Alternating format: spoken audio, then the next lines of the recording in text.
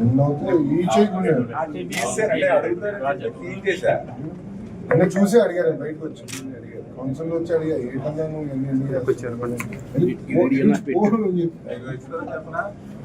హైదరాబాద్ వెళ్ళొచ్చు CSR fund farmer సాయంత్రం ఇచ్చారు అపాయింట్మెంట్ మళ్ళీ మన ఎంత లేదు మాకు వస్తారని నిన్న మధ్యాహ్నం 2 గంటలు కాలేదు సస్పెండ్ చేయాలి రాత్రి 10 గంటలు సస్పెండ్ చేయించాలి సస్పెండ్ చేయించాలి ఆలోచించి మీరు సీరియస్గా నాకు ఎందుకంటే యాప్లో వచ్చేస్తాను మీ స్లీప్ మేము మానిటర్ చేస్తాం కష్టం